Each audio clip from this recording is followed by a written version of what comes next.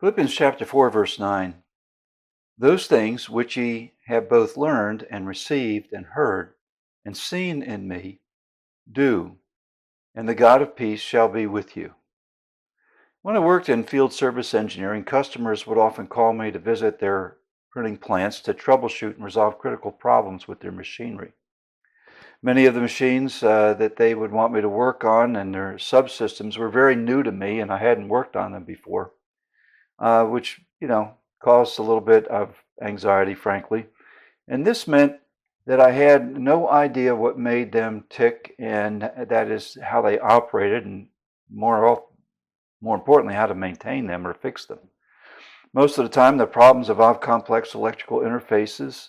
Some of the problems involve robotic controls, CNC positioning systems, programmable controls, computerized stuff, machine drives, and all kinds of different things. And the problem is that when you go to a factory where the manufacturing equipment is not working, there's a lot of tension in the air. The reason is that the plant is losing money for every minute the machinery is not running.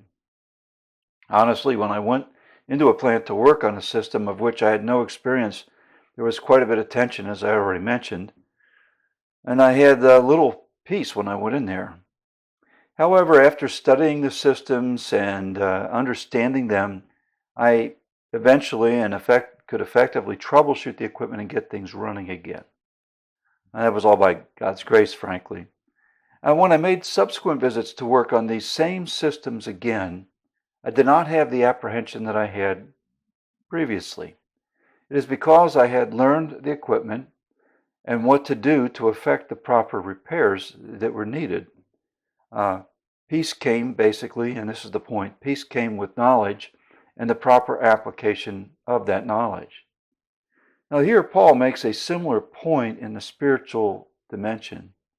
However, in this case, the lesson and peace available is much deeper than anything I experienced fixing machinery. And I'll read it again. He stated, those things which ye have both learned and received and heard and seen in me, do, and the God of peace shall be with you. There is a possibility to experience a peace that transcends the human experience. It is the peace of God. Paul told the Philippians that if they would take the things that he had taught them and demonstrated to them, the things of God, and do them, that they would experience God's peace. Now, the peace of God is that peace that brings tranquility to the soul. It is a confident peace. It is a supernatural peace.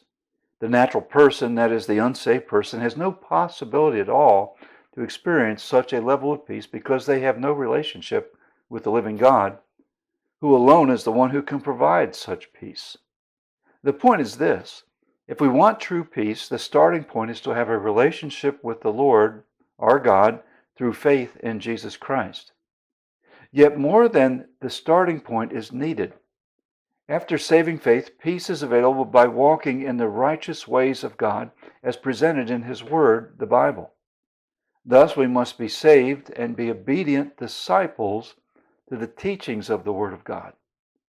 Now, when we fulfill these requirements, we will find true peace. It's a peace that's not dependent on the circumstances of life. It's a peace that comes only through a relationship with Jesus Christ and seeking to follow His ways.